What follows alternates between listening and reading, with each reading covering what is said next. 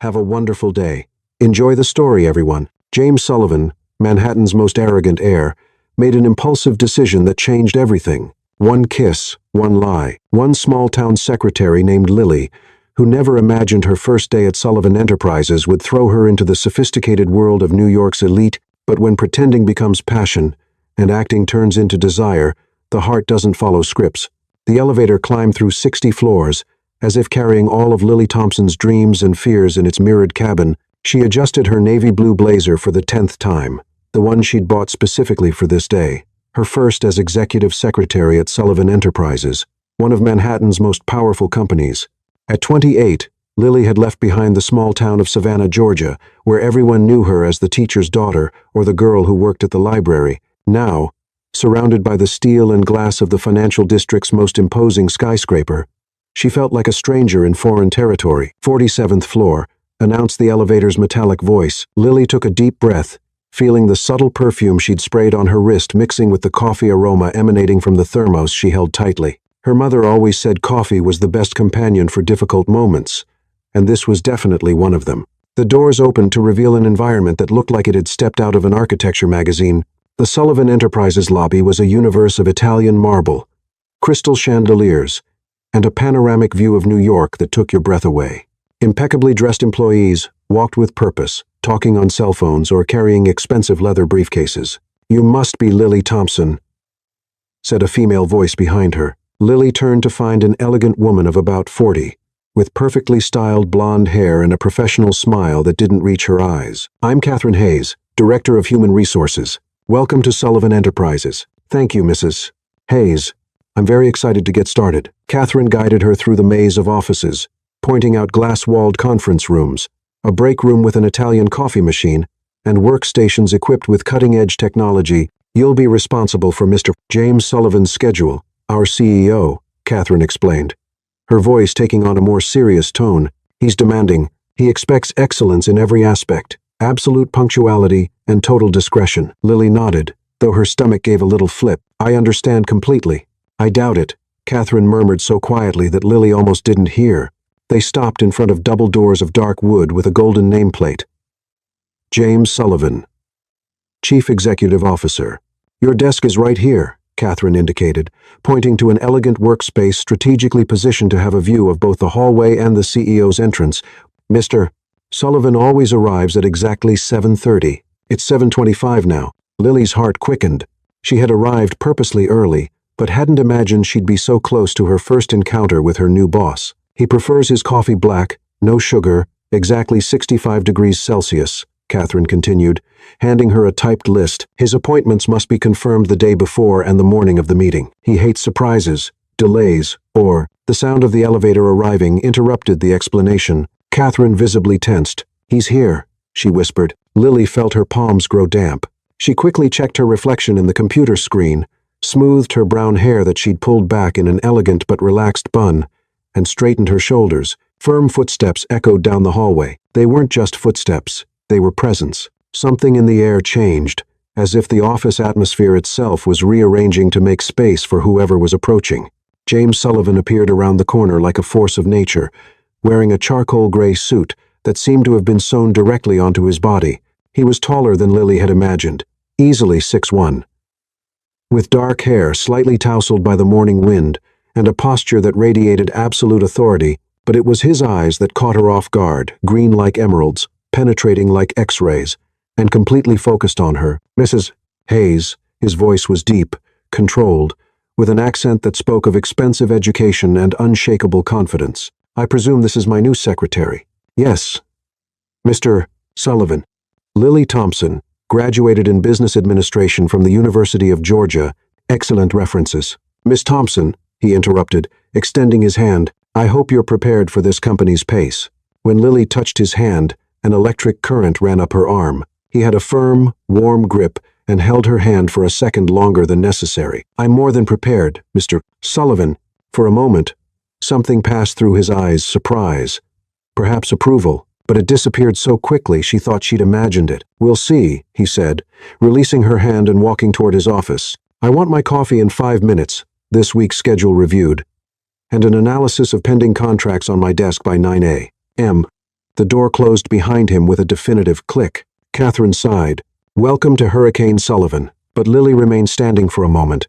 Still feeling the warmth of that hand and the intensity of that green gaze, there was something about that man, beyond the obvious arrogance and power, that had sparked her curiosity. She had no idea that on the other side of that wooden door, James Sullivan was leaning against his desk, looking out the panoramic window but thinking only about the determination he'd seen in his new secretary's brown eyes. Neither he nor she could imagine that this simple handshake had planted the first seed of something that would change their lives forever. At exactly 7:35, Lily knocked on the dark wooden door, carrying a silver tray with coffee prepared exactly as Catherine had instructed. The rich, full-bodied aroma of the special Colombian blend hung in the air like a promise of morning energy. "Come in," came the deep voice from the other side. Lily pushed open the door and was immediately struck by the grandeur of James Sullivan's office. Floor-to-ceiling windows offered a 270-degree view of Manhattan, with Central Park stretching like a green carpet to the north. The decor was a sophisticated mix of modern and classic Italian leather furniture, a mahogany desk that looked like it cost more than her car, and shelves filled with business and economics books. James stood behind his desk, white shirt with sleeves rolled up to his elbows, tie slightly loosened, reading a report with the concentration of a predator studying its prey. The morning light streaming through the windows created a golden halo around his silhouette, making him look more like a movie mogul than a real human being. "Your coffee, Mr. Sullivan," Lily said, carefully placing the tray on the desk. He looked up from the document, and again she felt the impact of his green eyes. This time, however, there was something different. A calculated assessment, as if he were trying to decipher a complex puzzle. "Temperature?" he asked, picking up the cup without taking his eyes off her. 65 degrees Celsius. Exactly. James took a sip, and Lily held her breath. Her entire career could depend on the temperature of that coffee. "Adequate," was all he said. But she detected a note of surprise in his voice. "I also brought your weekly schedule," Lily said, placing an organized folder beside the cup. "You have a meeting with Japanese investors at 10 a.m., lunch with the board at 12:30, and a conference call with the London branch at 3 p.m. "I know my own schedule, Miss Thompson." The sharpness in his voice made Lily take a step back, but something inside her, perhaps the same determination that had brought her from Savannah to New York, refused to be intimidated. "Of course you do," she replied calmly, "but I also reorganized some appointments. Your marketing meeting was scheduled for the same time as the conference call. I moved it to tomorrow at 9 a.m., which was free, and confirmed with both parties." James stopped with the cup in midair, his eyes narrowing slightly. "You changed my schedule without consulting me?" "I corrected an obvious conflict that would have caused bigger problems if left unresolved," Lily replied, keeping her voice steady. "I thought you'd prefer efficiency to chaos." For a moment, the silence in the office was so thick she could hear the tick-tock of the antique clock on the shelf. James studied her with an intensity that made her skin tingle, but Lily didn't look away. She had learned long ago that backing down from intimidating men only encouraged them. Then something incredible happened. The corner of James's mouth curved into something that could almost be called a smile. "Interesting," he murmured, placing the cup back on the saucer. "Most people who work for me wouldn't have the courage to make such a decision without my prior approval." "Maybe that's why you need a new secretary," Lily replied before she could stop herself. His green eyes sparkled amusement, irritation. It was impossible to tell. "You have a sharp tongue, Miss Thompson. I hope your competence matches your boldness." "You'll find that it does, Mr. Sullivan." James stood slowly, walking around the desk until he was only 3 feet away from her. Lily could smell his masculine cologne, an expensive blend of cedar, bergamot, and something purely masculine that made her pulse quicken against her will. "Do you know what I hate most about incompetent people?" he asked, his voice low and dangerously smooth. "What?" Lily asked, hating how her own voice came out slightly husky. "They waste my time. And time, Miss Thompson, is the only truly irreversible thing in this world." He was too close now. Lily could see small golden flecks in his green eyes, the strong line of his jaw, the way his lips moved when he spoke. There was something hypnotic about his presence, a dangerous magnetism that made her common sense scream warnings. "So," he continued, "I suggest you prove you deserve every second I invest in you." "And how do you intend to measure that?" Lily asked, surprised by her own boldness. "By results.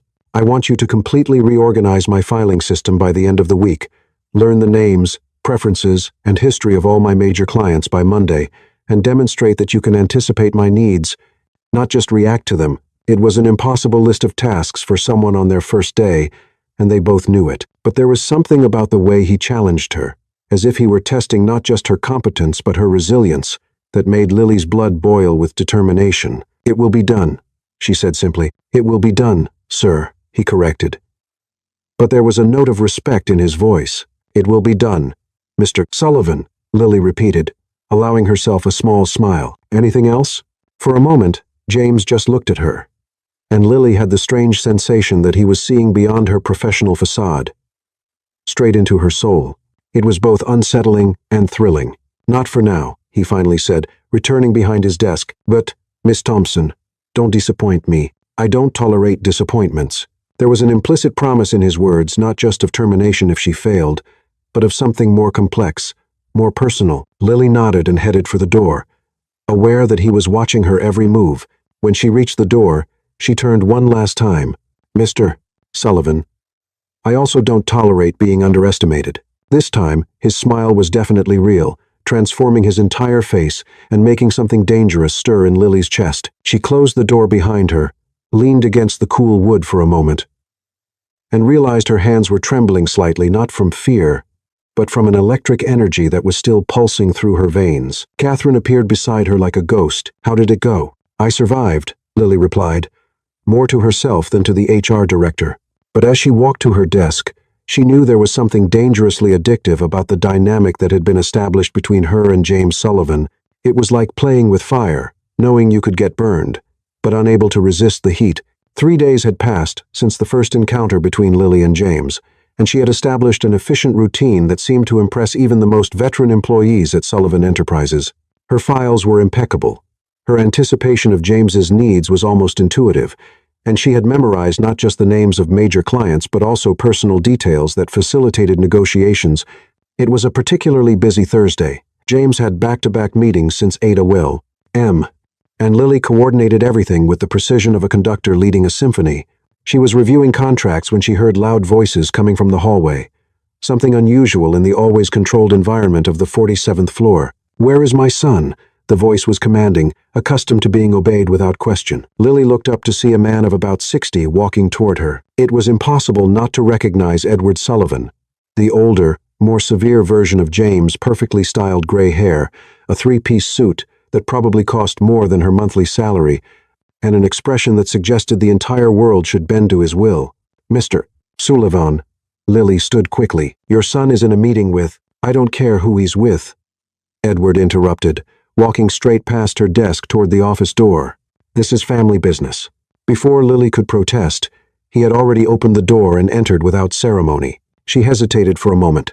Should she follow him, call security, pretend she hadn't heard anything? The decision was made for her when she heard James's voice, clearly irritated. "Dad, I told you I won't discuss this now, and I told you you've already wasted enough time."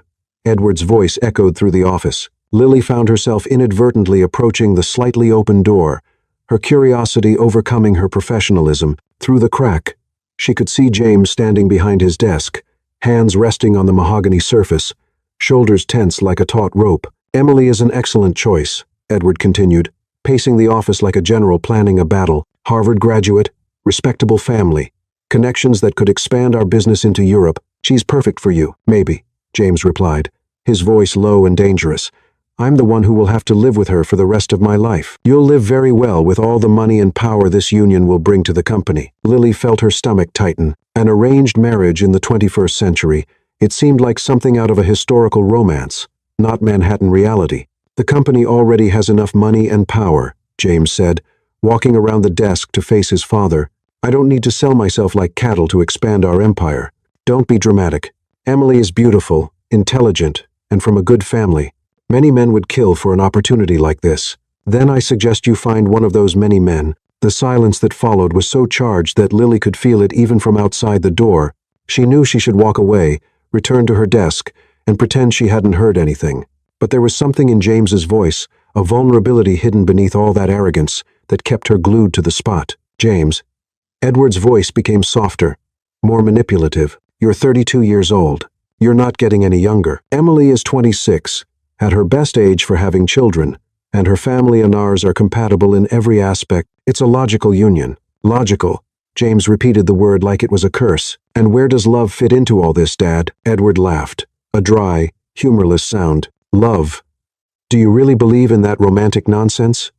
Your mother and I had an arranged marriage, and it was perfectly functional for 35 years until she died. Functional, James repeated with disdain. What a wonderful word to describe a marriage. Lily felt a pang in her chest. James's mother had died. Suddenly, some pieces of the puzzle began to fall into place. His coldness, the obsessive need for control, the resistance to showing any vulnerability. You have until the end of the month to give the Prestons a definitive answer, Edward said, his voice returning to its authoritative tone. And I expect it to be positive. I've already scheduled a dinner for Saturday night at our house. You, Emily, and both families. It's time to seal this deal. It's not a deal, Dad. It's my life. Your life is this company, James, and this company needs this alliance. Lily heard footsteps approaching the door and quickly returned to her desk, pretending to be absorbed in spreadsheets. Seconds later, Edward Sullivan emerged from the office like a storm that had passed, his face a mask of implacable determination. He stopped beside Lily's desk, his cold eyes assessing her as if she were a piece of furniture he was considering, replacing, "You're new here." It wasn't a question. "Yes, sir. 1 week." "Well, Miss Thompson," Edward said, his voice carrying a clear threat but also a test, a word of advice. "In this family, we keep our private matters private. Understood?" "Perfectly, Mr. Sullivan. Discretion is an essential part of my job." He studied her for another moment, then nodded slightly before heading to the elevator. As soon as the elevator doors closed, Lily heard a loud noise coming from James's office, as if something heavy had been thrown against the wall. She hesitated, then knocked softly on the door. "Mr.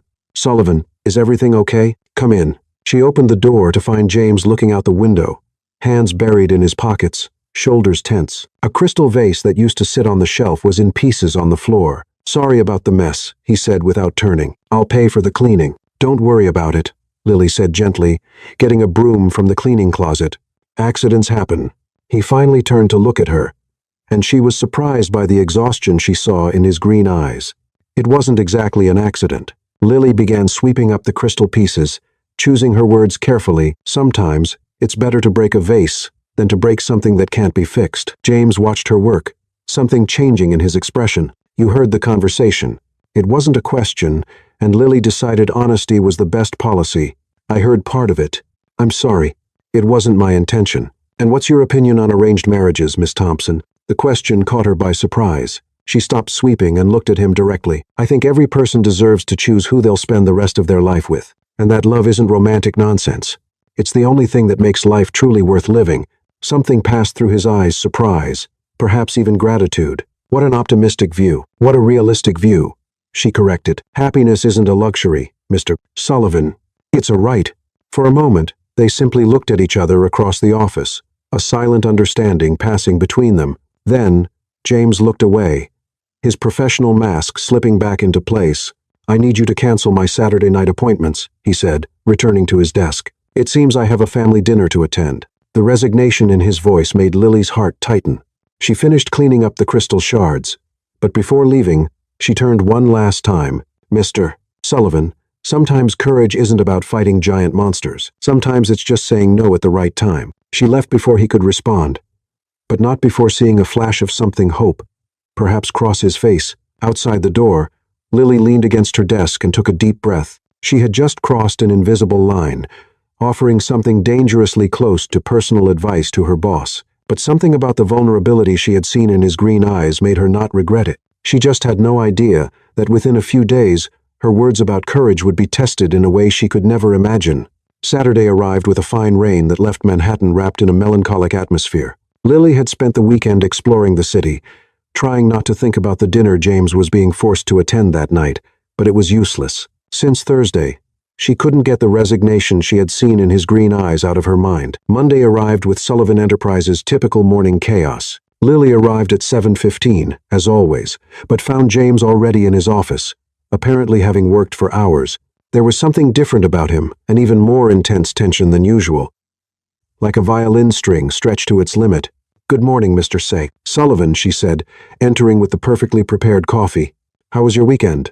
He looked up from the spreadsheets, and she immediately saw he hadn't slept well. There were subtle dark circles under his eyes, and his tie was slightly crooked, something unthinkable for the James Sullivan she knew. "Enlightening," was all he said. Returning to the papers, Lily placed the coffee on the desk and was about to leave when she heard voices in the hallway, familiar voices, and one of them made her stomach tighten. "I simply don't understand why he's being so difficult about this," a female voice was saying, clear and crystalline, like expensive crystal. "It's just a marriage, not a death sentence." "Emily, dear," came Edward Sullivan's voice. "Give James time. He just needs to get used to the idea." Lily glanced quickly at James and saw his jaw clench. He knew they were coming.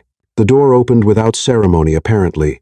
Knocking was a foreign concept to the Sullivan family, and Edward entered, followed by a woman who looked like she'd stepped directly from the pages of Vogue.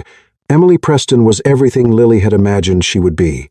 Platinum blonde, model thin, wearing a camel wool coat that probably cost more than a year's rent. Her blue eyes scanned the office with the ownership of someone who already considered herself the owner of the place. "James, darling," Emily practically sang, walking toward his desk with calculatedly graceful movements. "You look tired. I hope you're not working too hard." "Emily," James stood, but made no move to greet her. "Dad, to what do I owe this unexpected visit?" "We wanted to discuss the details of the engagement announcement," Edward said, settling into one of the leather chairs. "The Times social section is waiting for an official statement." Lily felt she should leave, give privacy for what would clearly be a tense family conversation, but Emily noticed her before she could move. "And who is this?" Emily asked, her blue eyes assessing Lily from head to toe with a coldness that made her skin crawl. "My secretary, Lily Thompson," James replied, his voice strangely tense. "Oh," Emily smiled, but it was a smile that didn't reach her eyes. "How charming. I suppose you'll be dismissed when we marry, dear. I prefer to bring my own staff." The implication was clear. Asterisk. "You're not good enough for this family." Asterisk. Lily felt blood rise to her face. But before she could respond, James's voice cut through the air like a blade. "No one is being dismissed," he said coldly, "and there's no engagement to be announced." Emily's smile faltered. "James, darling, you can't be serious after Saturday's dinner." "I thought it had become clear." "What became clear?" James stood, walking around the desk with controlled movements, "is that all of you seem to have forgotten that I have the right to choose my own wife." "Don't be ridiculous," Edward intervened. "You have responsibilities to this family, to the company. I have responsibilities to myself." James interrupted. "And I won't marry someone I don't love." Emily laughed, a shrill, unpleasant sound. "Love? Really, James?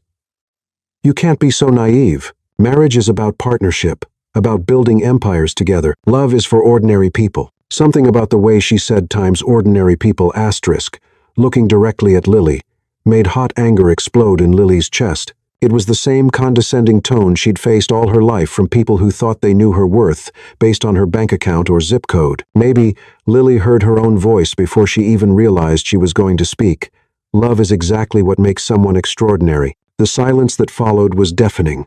Emily stared at her like she was a particularly repugnant insect that had dared to speak. Edward seemed too shocked to react, but James was looking at her with an expression she had never seen before, pure intensity, as if she were the only person in the world at that moment. "Excuse me," Emily said, her voice dripping venom, "but I don't remember asking for the help's opinion." "She's not help," James said, his voice low and dangerous. "She's—" And then it happened. In a movement that surprised everyone in the room, including himself, James crossed the office in 3 long strides, stopped in front of Lily, held her face in his hands, and kissed her. It wasn't a gentle or hesitant kiss.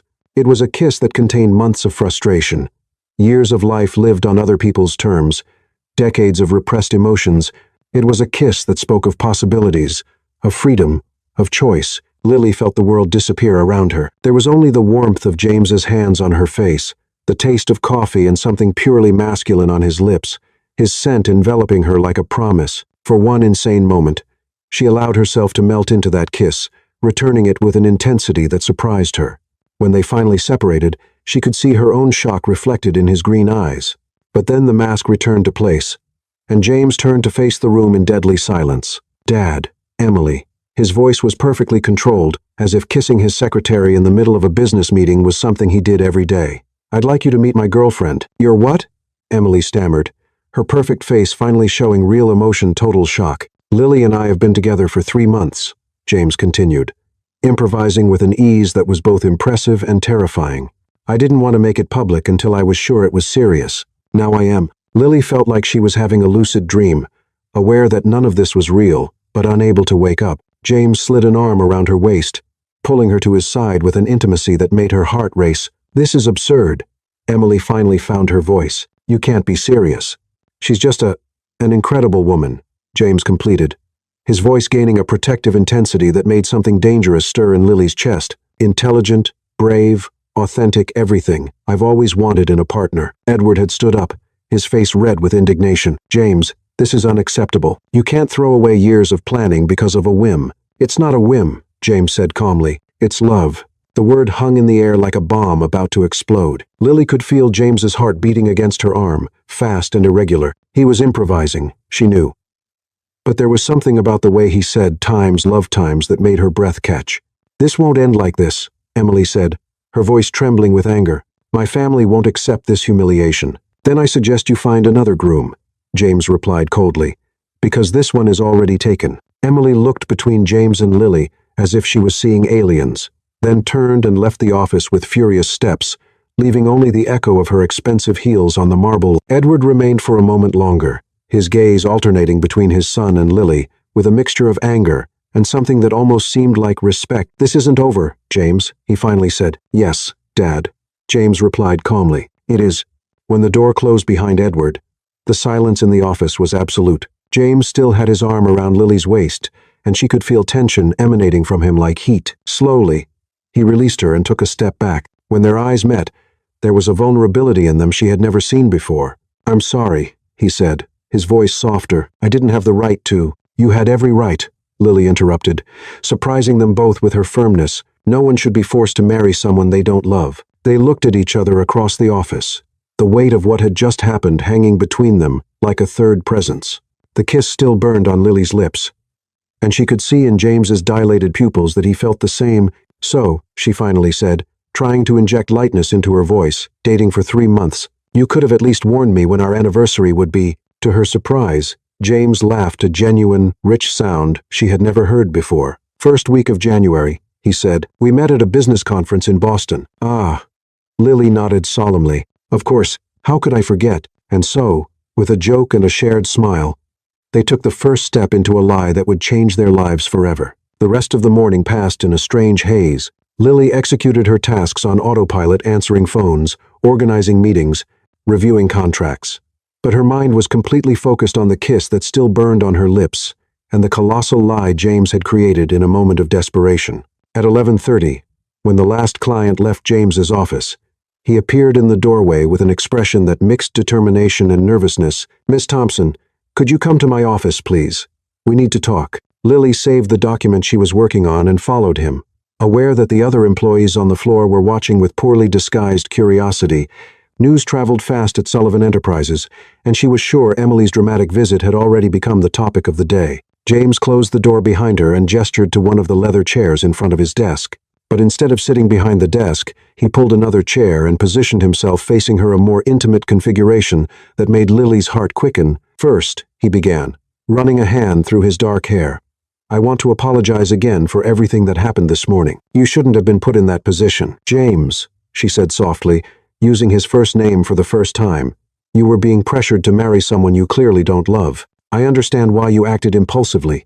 Something passed through his green eyes when she said his name. Even so, I kissed you without permission and dragged you into a situation that could harm your career and reputation. Lily tilted her head, studying his face. So, now what?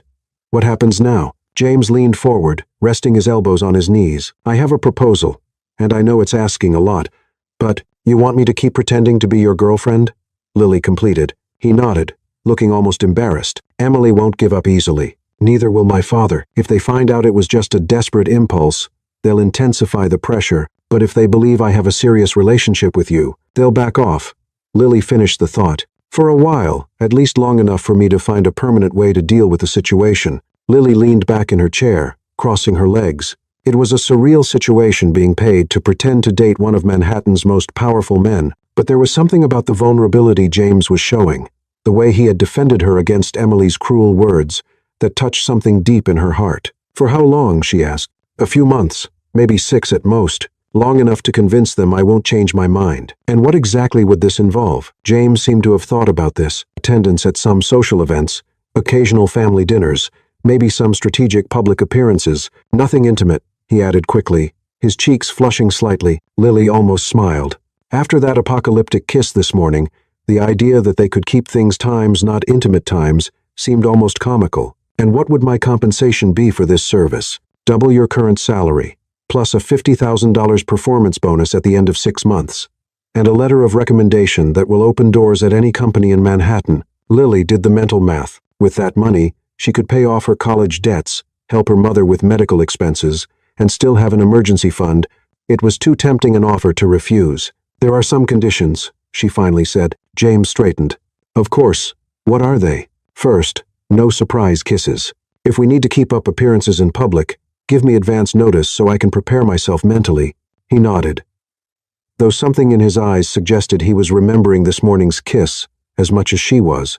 Second condition, I maintain my professional independence. I won't be treated like an accessory or trophy. My opinions and intelligence continue to be valued. Absolutely. James agreed immediately. Actually, that will be crucial to making the relationship convincing. Everyone knows I wouldn't tolerate a partner who was just pretty. Lily felt an unexpected warmth from his comment, but continued. Third condition, total transparency between us. If the situation changes, if you decide you no longer need this charade, or if either of us develops emotional complications, we talk immediately. The last part made her blush, but she maintained eye contact. James studied her face for a long moment. Emotional complications, he repeated slowly. You know what I'm talking about. This kind of forced proximity, acting out intimacy. It can blur the lines between reality and fantasy. And you're worried that might happen? His question was loaded with an intensity that made the air in the office seem thicker. Lily felt her pulse quicken. I'm being practical, she replied carefully. We're both attractive adults who will need to spend a lot of time together, performing a romantic relationship. It would be naive to ignore the possibility. James stood abruptly and walked to the window, hands buried in his pockets. You're right, of course. It's better to establish clear boundaries from the start. Exactly. Lily agreed, trying to ignore the pang of disappointment she felt at how quickly he agreed. Any other conditions? Lily thought for a moment. Just one. When this is over, when we no longer need to maintain this charade, we go back to a normal professional relationship. New awkwardness, new embarrassment. We continue working together as if nothing happened. James turned from the window, his green eyes studying her with an intensity that made her skin tingle. Do you really believe that will be possible? Pretending intimacy for months and then simply forgetting?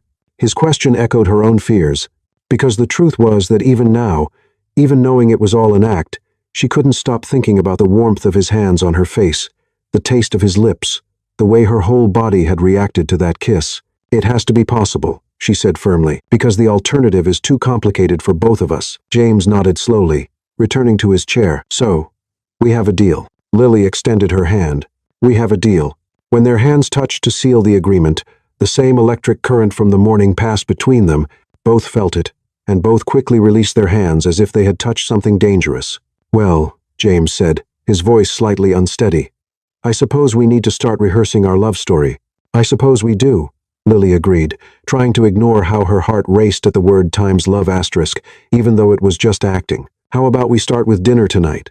James suggested. We need to synchronize our details before my father comes back with more questions. Where? My apartment, more private, to discuss our strategy. The idea of being in James's personal space, away from the curious eyes of the office, made something stir in Lily's stomach. But she had agreed to this arrangement, and she needed to start somewhere. What time? 7:30. I can order Chinese food. Perfect. As Lily stood to leave, James called her once more. Lily. She turned at the door. Thank you. I know this is unusual, but I really appreciate that you're willing to help me. We're partners now, she said simply, in every sense. But as she walked back to her desk, Lily couldn't help but wonder in exactly how many senses they would become partners over the next few months, and whether she would be strong enough to maintain the boundaries she had established when every fiber of her being was still vibrating with the memory of that kiss. James Sullivan's apartment was exactly what Lily expected, a penthouse on the Upper East Side that screamed discreet wealth and impeccable taste. Floor-to-ceiling windows offered a stunning view of Central Park. Designer furniture blended harmoniously with modern art.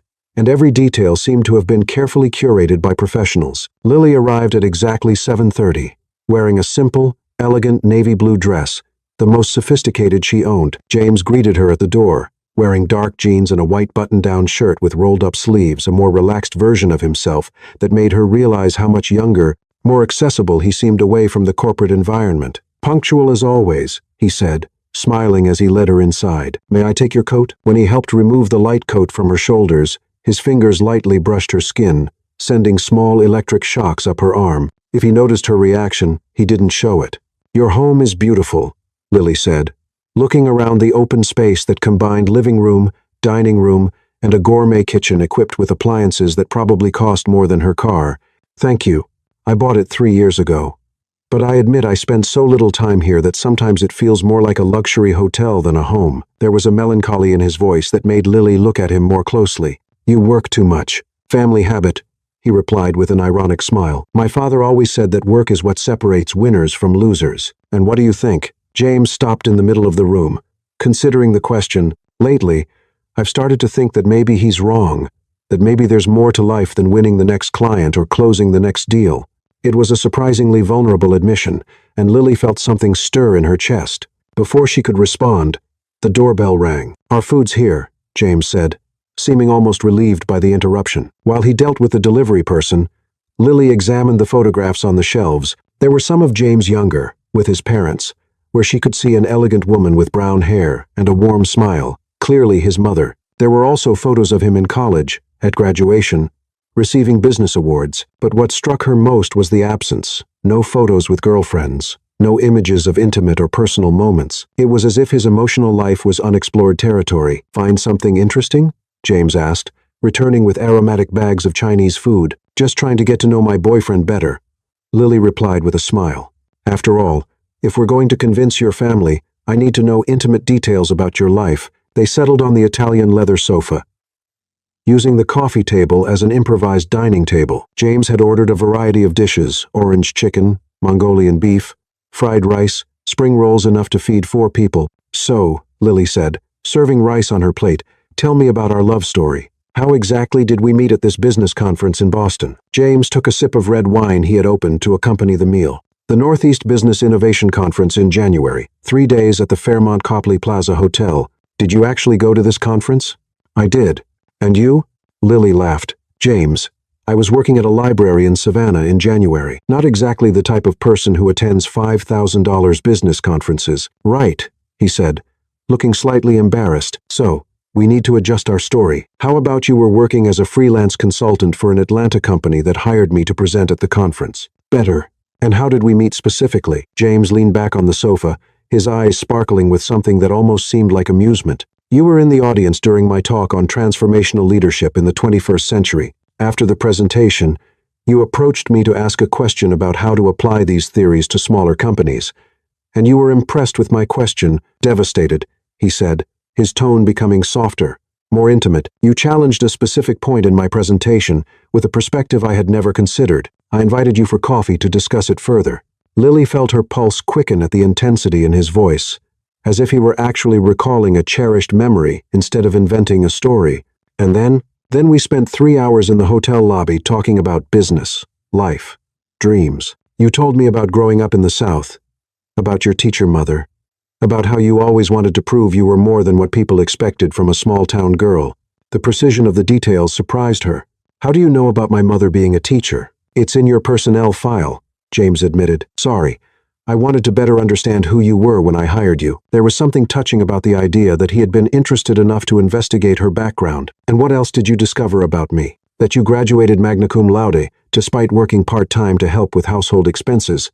That you volunteered at the local library throughout college. That all your references speak of your integrity, intelligence, and compassion." Lily felt her cheeks warm. "You really did your homework." "I always do," James said. But his voice had taken on a more personal quality. "The question is, did it work? Was our chemistry on the first date so strong that we decided to keep in touch?" "Apparently so, since 3 months later you offered me a job in New York, and I accepted not just for the job, but because there was something special between us." They looked at each other across the coffee table, and Lily felt the lines between fantasy and reality beginning to blur. The way James was telling the story made it seem so real, so possible. "We need to talk about public appearances," she said, trying to return to the safer territory of logistics. "If I'm going to be seen as your girlfriend, I need to fit into your world." James frowned. "What do you mean? You attend charity galas that cost $1,000 a plate. Your friends probably shop on Fifth Avenue. I buy clothes at Target. There's nothing wrong with your clothes. There's nothing wrong, but there's something inappropriate." Lily gently corrected. "If we want this to be convincing, I need to look like someone you would actually date." James was quiet for a moment, then nodded. "You're right. Tomorrow afternoon, after work, we'll go shopping." "James, I can't afford. It's a company expense," he interrupted. "Consider it part of your new salary. Some appropriate clothes for social events. Maybe some discreet jewelry." "You don't need to cover me in diamonds," Lily said quickly. "Not diamonds," James agreed, "but maybe something personal. Something that tells a story about our relationship." He stood and walked to an elegant bar in the corner of the room, returning with a small navy blue velvet box. "What's this?" Lily asked, her heart beginning to beat faster. "A prop for our performance," James said, but there was something in his voice that suggested it was more than that. "Open it." Lily opened the box with slightly trembling fingers and took a sharp breath. Inside was a delicate white gold necklace with a small star-shaped pendant set with tiny diamonds that sparkled like points of light. "James, this is beautiful, but it belonged to my mother," he said softly. "Not the expensive piece full of diamonds that she wore to official events. This was the necklace she wore every day. The one my father gave her on their first wedding anniversary." Lily looked at the necklace, then at James, seeing a vulnerability in his eyes that made her understand the magnitude of what he was offering. "I can't accept this," she whispered.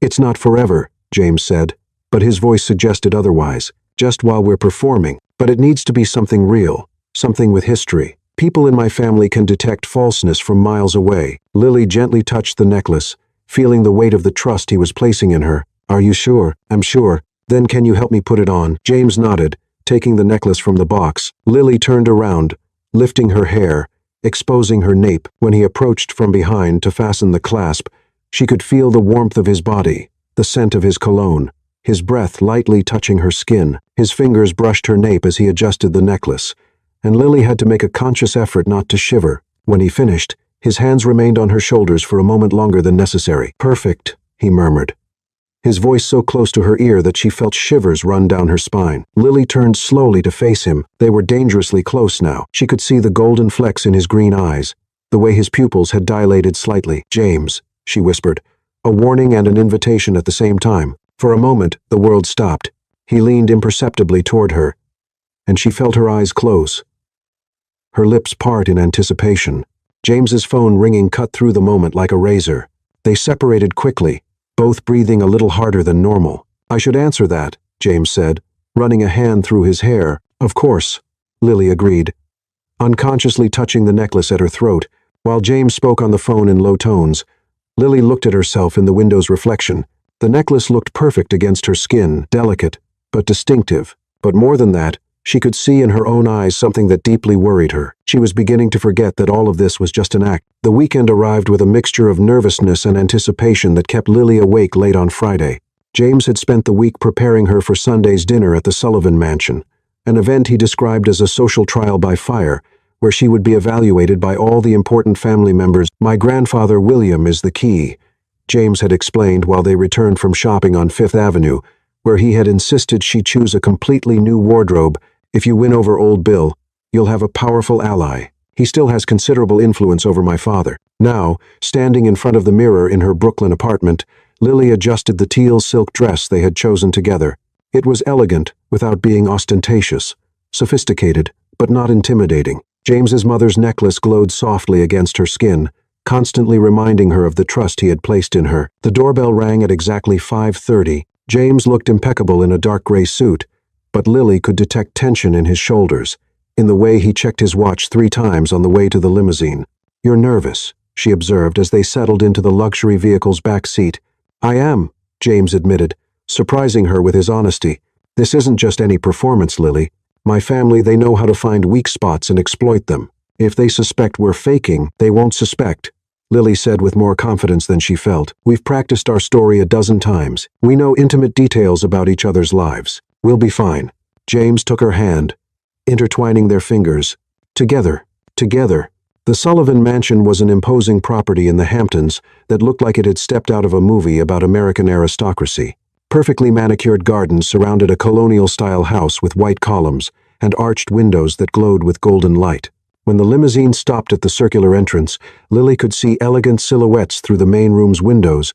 "Remember," James murmured as they walked to the front door, "you belong here. You're not trying to impress anyone. You're just being yourself." The door was opened by a uniformed butler before they could ring the bell. The mansion's interior was even more impressive than the exterior: Italian marble, crystal chandeliers, and an entrance hall with a vaulted ceiling that rose 2 stories. "James, darling." The voice belonged to an elegant woman of about 55, with perfectly styled blonde hair and a smile that seemed genuinely warm. "And this must be Lily." "Aunt Margaret," James said, kissing the woman's cheek. "Lily, this is my Aunt Margaret, my mother's sister." "It's a pleasure to meet you, Mrs. Lawson," Lily said, extending her hand. "Margaret, please." "And the pleasure is all mine, dear. James has told us so little about you that we were all dying of curiosity." Margaret guided them through a hallway decorated with paintings that were probably worth more than the house where Lily grew up, until they reached a spacious drawing room where approximately 15 people conversed in small groups, champagne glasses in hand. "Grandpa," James called, approaching a man of about 80, seated in a leather armchair near the fireplace. Even seated, you could see where James had inherited his height and imposing presence. William Sullivan had completely white hair, penetrating blue eyes, and a smile that suggested he knew secrets about everyone in the room. "So, this is the boy who finally decided to bring a girlfriend home," William said, his voice still strong despite his age. "And you, my dear," he directed his blue eyes to Lily, "must be the young woman who managed to capture my stubborn grandson's heart. I'm Lily Thompson." "Mr. Sullivan," she said, surprising both James and herself by inclining slightly in an almost imperceptible curtsy, something she'd seen in movies about royalty. "It's an honor to meet you." William's eyes sparkled with what seemed like approval. "A young lady with manners. How refreshing. Sit here beside me, my dear. I want to hear all about how you tamed this lone wolf." As Lily settled into the chair next to the family patriarch, she noticed James visibly relax, but his tranquility was short-lived. "What a surprise to find you here." The voice was familiar, crystalline, cold, and loaded with poorly disguised disdain. Emily Preston stood at the drawing room entrance, wearing a red dress that probably cost more than Lily's monthly salary, accompanied by a tall blonde man who looked like he'd stepped out of an expensive menswear catalog. "Emily," Edward Sullivan appeared behind her, looking slightly embarrassed. "I didn't know you were coming today." "Daddy invited me last week," Emily said, her blue eyes fixed on Lily like a predator studying its prey. "Before certain recent revelations, I hope you don't mind our presence." "Of course not," William said, but there was a note of steel in his voice. "Emily, introduce us to your companion. This is Ethan Langston of the Boston Langstons." "Ethan, these are the Sullivans." Ethan moved through the room, greeting everyone with the confidence of someone accustomed to elite social circles. When he reached Lily, he held her hand a moment longer than necessary. "And you must be James's famous girlfriend," he said, his smile not reaching his eyes. "Emily has told me so much about you." "I'm sure she has," Lily replied calmly, elegantly, withdrawing her hand. "Lily was telling me about her work at the library in Georgia," William said loud enough for the entire room to hear. "What a noble profession. I've always believed that people who work with books have the most interesting souls." "How charming," Emily commented, and everyone in the room could hear the disdain in her voice. It must have been quite a change from a small library to Sullivan Enterprises. "It was an exciting transition," Lily replied, keeping her voice serene. "Though I discovered that skills are more transferable than you might imagine: organization, attention to detail, ability to anticipate needs, all essential, whether you're managing a library or serving as an executive secretary." "Executive secretary," Emily repeated, as if the words tasted bitter. How convenient that James found love in the workplace. The tension in the room became palpable. Lily felt James move slightly behind her, but before he could intervene, William tapped his cane on the floor. "Emily, dear," the elderly man said, his voice seemingly gentle but with an underlying current of absolute authority. "You seem to have forgotten your manners. In my house, we treat guests with courtesy, regardless of circumstances." Emily blushed slightly, but didn't back down. "Of course, Mr. Sullivan. Sorry if I seemed rude. I'm just curious about this sudden love story." "And what specifically would your curiosity be?" Lily asked. Deciding to take the bull by the horns, "James and I met in January at a conference in Boston. It was very natural, actually. How romantic, Emily said, but her eyes were calculating. And you never mentioned this, James, in all our recent encounters. James moved to stand beside Lily's chair, placing a protective hand on her shoulder. I keep my personal life private, Emily. I always have. Until now, apparently. Until now, James agreed, his voice gaining a softer quality as he looked at Lily. I hadn't found someone who made my personal life worth sharing. There was something about the way he said those words, the intensity in his green eyes when he looked at her, that made Lily's heart skip a beat. For a moment, she almost forgot they were acting. How sweet, Emily said. But the words sounded like broken glass. And tell me, Lily, what are your long-term plans with James? It was a loaded question, and Lily knew it. Emily was trying to force her into territory where she might stumble, where the temporary nature of her agreement with James could be revealed. My plans, Lily said slowly, looking around the room at all the faces watching her, are to love James for as long as he'll let me, to build something real and lasting with a man who values intelligence over appearance, substance over status. She paused, then looked directly at Emily. I believe that when you find someone who sees your soul instead of just your bank account, you fight for it, no matter where you came from or where you're going. The silence that followed was absolute. Then William began clapping slowly. Bravo, my dear. Bravo. He turned to James. This one here, my boy, is a treasure. I hope you're smart enough to keep her. James looked at Lily with an expression she couldn't decipher: surprise, admiration, and something deeper that made her breath catch. I intend to do exactly that, Grandpa. And in that moment, with his mother's necklace warm against her throat and his green eyes fixed on hers with an intensity that seemed too real to be acting, Lily wondered if either of them was still pretending. The 2 weeks following the dinner at the Sullivan mansion passed in a haze of social events, business dinners, and public appearances that gradually became more natural, more intimate. Lily found herself meeting James's friends, his colleagues, even some of his most important clients, and with each interaction, the line between performance and reality became more tenuous. It was a Thursday night when everything changed definitively. James had taken Lily to a charity dinner at the Metropolitan Museum, an elegant event where Manhattan's powerful gathered to raise funds for educational programs. Lily wore a black cocktail dress that James had insisted she buy, and his mother's necklace glowed softly under the museum's crystal lights. Throughout the evening, they had perfectly played the role of a couple in love. James kept his hand on the small of her back as they walked, whispered intimate comments in her ear that made her laugh genuinely, looked at her with an intensity that made other women sigh enviously. But it was during a break between speeches, when they were alone on the terrace overlooking Central Park, that something fundamental shifted between them. You're doing perfectly, James said, offering her a glass of champagne. Half the women in there are envious of the way I look at you. And the other half? Lily asked, accepting the drink. The other half are envious of the way you look at me. There was something different in his voice, less performative, more honest. Lily studied him in the soft glow of the terrace lights, noticing how he had loosened his tie, how some strands of hair had escaped from his perfectly styled look. James, she said hesitantly, can I ask you a personal question? I think we're past the point of impersonal questions, don't you? Why have you never really gotten married? And don't give me the corporate answer about being focused on your career. James was quiet for a long moment, looking at the twinkling lights of the city below them. Do you want the honest answer? I always want the honest answer. He turned to face her completely. Because I've never met anyone who made me want to stop pretending that I don't need anyone, that I'm perfectly satisfied with business meetings and professional achievements, that I don't miss having someone to share victories and defeats with. Someone who knows me beyond the public version of James Sullivan. The vulnerability in his voice made something stir deeply in Lily's chest. And now? She asked. Now, he said, taking a step closer to her.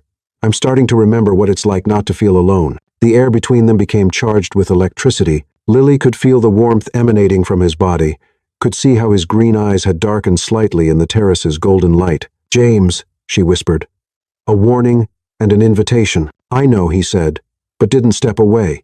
I know we established rules, boundaries, but, Lily, does this still feel like acting to you? Before she could answer, his hand rose to gently touch her face, his thumb tracing the line of her cheek. It was such a tender gesture, so different from the impulsive kiss weeks ago, that it broke her heart in a completely new way. No, she admitted, her voice soft. It doesn't feel like acting. He leaned closer until their breaths mingled in the small space between them. Then maybe we can stop pretending. Just for tonight.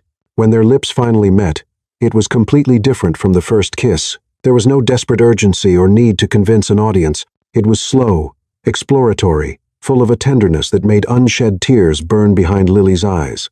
James's hands intertwined in her hair, pulling her closer, while she let herself melt against his solid body. She could feel his heart beating against her chest, could taste the wine in the kiss, could feel the entire world disappearing until there were just the two of them under the stars. When they finally separated, both were breathing heavily. James rested his forehead against hers, eyes closed. "Lily," he murmured. "What are we doing?" "I don't know," she admitted. "But I can't pretend I don't feel this. Neither can I." They remained like that for a long moment, holding each other on the silent terrace, both aware that they had crossed a line from which there was no return. The sound of applause from inside the museum brought them back to reality.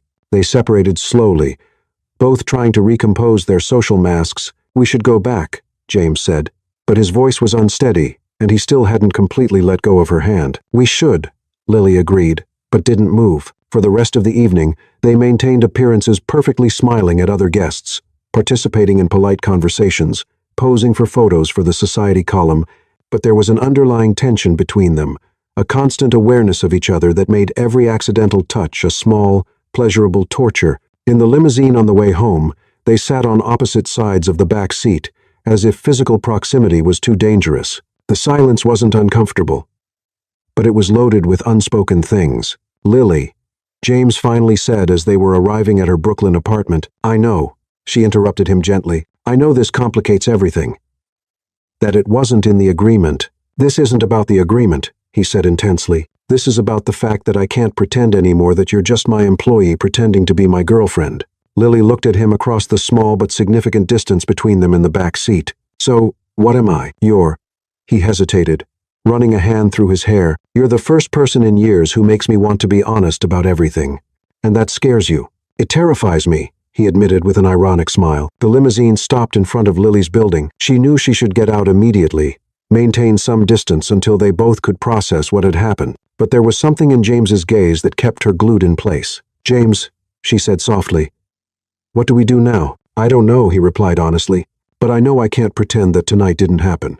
And I know I don't want you to get out of this limousine if it means we're going back to pretending we're just boss and employee." Lily closed her eyes for a moment, weighing her options. She could get out, keep things professional, protect her heart from the inevitable complication that would come with truly falling in love with James Sullivan. Or she could be brave. "Do you want to come up?" she asked, opening her eyes to meet his. "To talk? Just to talk? Are you sure?" "No," she said with a tremulous smile, "but I think we stopped playing it safe the moment we decided to pretend to be in love." James smiled a true, vulnerable smile, completely different from his usual professional mask. "Then I think we should find out what happens when we stop pretending completely." As they walked together to her building, hands intertwined this time by choice and not necessity, Lily knew she had just taken the biggest risk of her life. But looking at James, really looking at him, not at the powerful CEO or the arrogant heir, but at the man who had just admitted he was afraid of being honest, she realized that some risks were worth taking, even if it meant risking her heart in the process. 3 weeks had passed since the night on the Metropolitan Museum terrace, and the dynamic between Lily and James had changed irreversibly. They hadn't officially redefined their relationship. They still maintained separate apartments, still spoke in terms of a temporary agreement when discussing logistics. But there was a new intimacy between them that was impossible to ignore. It was a Tuesday morning when Emily Preston decided to make her final move.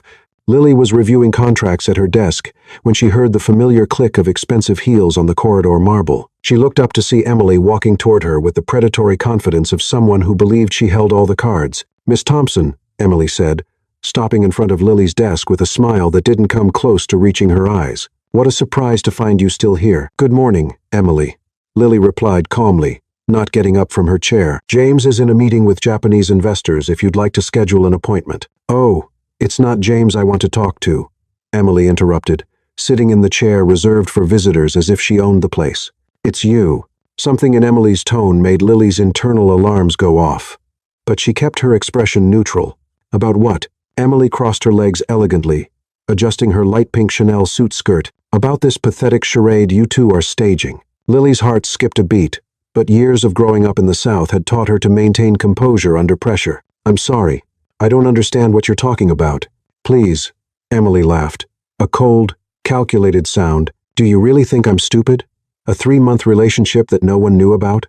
A small-town secretary who suddenly won the heart of Manhattan's most eligible bachelor? And what a coincidence to appear exactly when James needed to escape an inconvenient engagement. Lily kept her hands steady on the keyboard, refusing to show any sign of nervousness. If you have something to say, Emily, I suggest you say it clearly. Very well. Emily opened her Hermes bag and pulled out a manila folder. Because, unlike you two matters, I do my homework properly. She slid the folder across the desk to Lily, who reluctantly opened it. Inside were photographs, documents, and what appeared to be a private investigation report. Interesting, isn't it?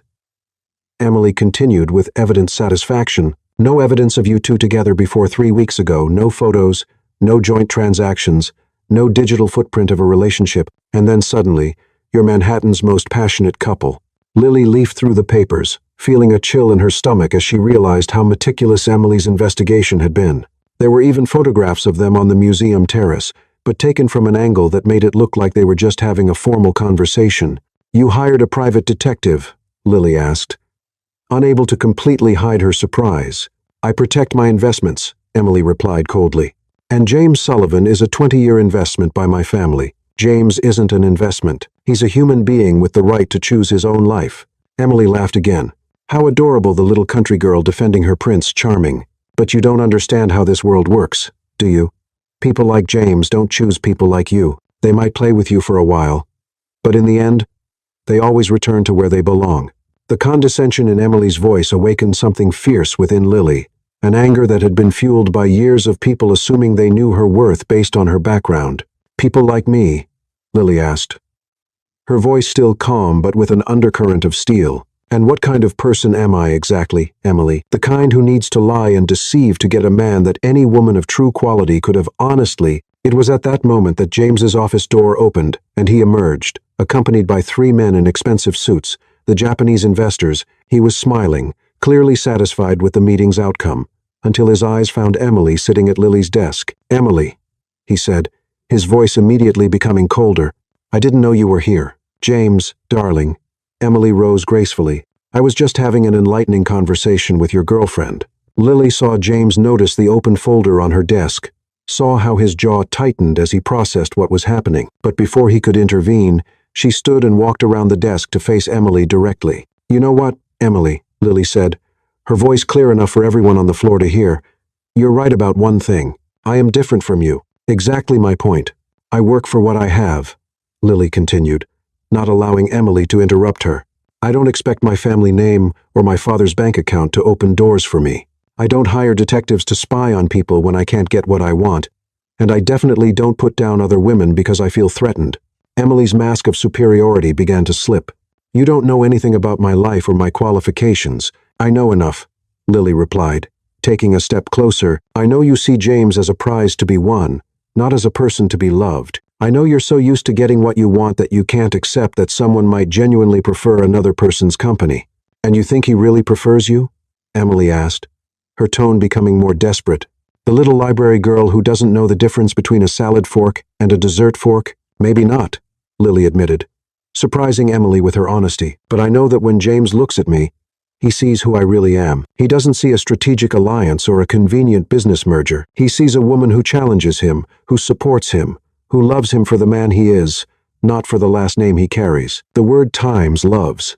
Times hung in the air like thunder. Lily realized she had just admitted her true feelings not only to Emily but to James and anyone who was listening. But she didn't regret it. And you know what else, Emily? She continued, her voice becoming stronger, more confident.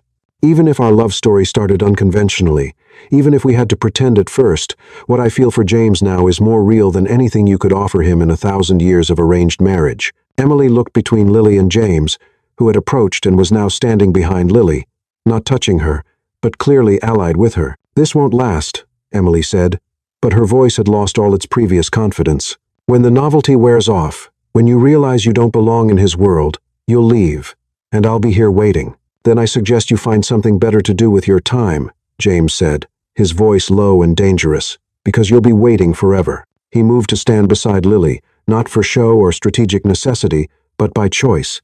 His hand found hers, intertwining their fingers with a firmness that spoke of certainty, not convenience. Emily, he continued, I want you to be very clear about one thing. Lily isn't my fake girlfriend.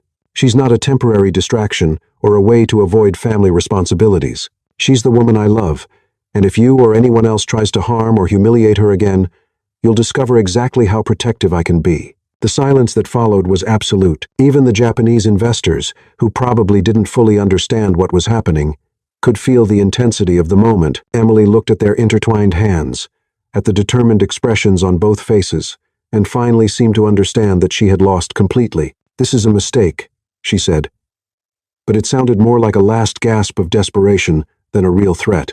"You'll both regret this." "The only thing I regret," James said calmly, "is taking so long to realize that sometimes the best things in life come disguised as unlikely situations." Emily picked up her bag with forced dignity, but as she passed Lily, she whispered low enough for only her to hear, "Enjoy it while it lasts, dear. Men like him always come home." "Maybe," Lily whispered back, "but sometimes they discover that home isn't a place, it's a person." After Emily left, leaving only the echo of her heels in the corridor, James turned to Lily with an expression she couldn't decipher. "So," he said softly, "you love me?" Lily felt her cheeks flush, but met his green eyes without hesitation. "Yes, I love you, and I don't regret saying it in front of half a dozen people and the woman who wanted to marry you." James smiled, not his polished corporate smile, but something genuine, vulnerable, and completely in love. "Well," he said, pulling her closer, "that makes it much easier to say that I love you, too." And there, in the middle of the Sullivan Enterprises office, surrounded by slightly confused Japanese investors and employees who finally had the gossip of the century, James Sullivan kissed Lily Thompson as if it were the first time, and maybe, in a way, it really was. 6 months after the confrontation with Emily, Lily's life had transformed in ways she never could have imagined. What had begun as a desperate charade had blossomed into a genuine relationship that surprised even those who knew James Sullivan well. It was a Friday afternoon when Edward Sullivan appeared in James's office without warning something that had become increasingly rare since the public confrontation with Emily. Lily immediately noticed he seemed different, less authoritative, more reflective. "Mr. Sullivan," she said, rising from her desk, "James is on a conference call with London, but should be finished in a few minutes. Would you like to wait?" Edward studied her face for a moment, and Lily saw something in him. She wasn't used to seeing uncertainty. "Actually, Miss Thompson, Lily," he corrected himself. "It's you I'd like to speak with first." Lily blinked in surprise but gestured to the waiting area with comfortable chairs near the windows. Edward settled in, looking almost uncomfortable, a strange sight for a man accustomed to commanding boardrooms. "You must be wondering why I'm here," he began, clasping his hands. "A little," Lily admitted, settling into the opposite chair. Edward was quiet for a moment, looking out the window at the Manhattan view. "My son is different. Have you noticed?" "Different how?" "More present. More human." Edward looked at her directly. "Yesterday, he left the office at 6. 0 inches the evening 6. Lily, in the past 10 years, I've never seen him leave before. 9. Lily smiled softly. "We had tickets to a concert at Lincoln Center." "Exactly. James, who used to cancel vacations to close deals, now schedules meetings around concerts." Edward shook his head, but there was something that almost seemed like admiration in his voice. "Last month, he flew to Savannah to meet your mother. She was enchanted with him," Lily said, remembering how her mother had called after the visit, practically whispering about how James had insisted on helping her with the garden, and had spent a full hour looking at photo albums of Lily as a child. "I'm sure she was. And your grandfather William won't stop talking about how you made him laugh during his birthday dinner last week." Lily waited, sensing there was something more significant Edward wanted to say. "I came here," he finally said, "to apologize. Apologize? For my behavior, for how I tried to force James into a marriage that would clearly make him miserable, for how I treated you in those first weeks." Edward sighed deeply. "I spent so much time focused on expanding the family empire that I forgot that empires without happy heirs are just empty buildings." The honesty in his voice touched something in Lily's heart. "Mr. Sullivan, Edward, please, we're family now, aren't we?" Lily felt her eyes fill with tears. "James and I haven't officially discussed." "Lily," Edward interrupted gently, "I built a billion-dollar empire by learning to read people, and I can tell you with absolute certainty that my son is hopelessly in love with you. The question isn't whether you'll get married, it's when." Before Lily could respond, James's office door opened, and he emerged, looking slightly surprised to find his father having an intimate conversation with Lily. "Dad, did something happen?" "Actually, yes," Edward said, standing. "I finally came to my senses, Father and son looked at each other for a moment, and Lily could see years of unresolved tension hovering between them. James, Edward continued, I want you to know that I completely accept your choice. Lily she's perfect for you. And I'm sorry it took me so long to realize it. James blinked, clearly shocked. Dad, there's more, Edward interrupted. The board and I had a long discussion about the company's management structure. We decided to create a new position, Director of Talent Development and Corporate Culture. He turned to Lily. It's yours if you want it. Executive salary, profit sharing, complete autonomy to reform how we treat and develop our employees. Lily was speechless. I don't know what to say. Say yes, James said, smiling broadly. You've been talking about corporate culture and employee well-being for months. This is your chance to really make a difference. But I don't have executive experience. You have something better, Edward said. You have heart, intelligence, and the rare ability to see people as human beings, not just resources. That's exactly what this company needs. 3 months later, Lily was in her new office on the 45th floor, reviewing proposals for the mentorship program she had developed, when James appeared in the doorway with a strange expression on his face. Ready to go? He asked. They had plans to dine at the Sullivan Mansion for Grandfather William's 82nd birthday. Almost, Lily said, saving the document she was working on. Just let me grab my purse. William's birthday party was an intimate gathering, just immediate family, and some close friends. The family patriarch was in excellent form, telling stories from the company's early days and making everyone laugh with his perceptive observations about modern politics. When it came time for the traditional toast, William stood up, gently tapping his glass with a spoon. My dears, he began, his voice still strong despite his age. At 82, I've learned that true wealth isn't in bank accounts or properties. It's in moments like this, surrounded by the people I love.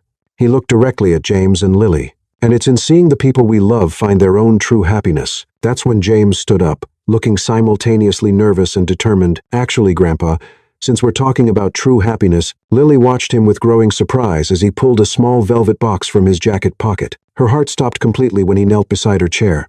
Lily Elizabeth Thompson, he said, his voice clear and firm despite the obvious nervousness. 6 months ago, you agreed to pretend to love me to help me escape a marriage I didn't want. But somewhere in the middle of all our acting, something magical happened. Tears began streaming down Lily's cheeks as she looked at him, barely able to breathe. You taught me that true love isn't about finding someone perfect, James continued, opening the box to reveal a stunning vintage diamond ring. It's about finding someone who makes you want to be a better version of yourself every day. The ring was clearly a family piece, an Art Deco solitaire surrounded by small diamonds, elegant and timeless. This ring belonged to my great-grandmother, Eleanor, James explained. The woman who helped my great-grandfather build this company from nothing.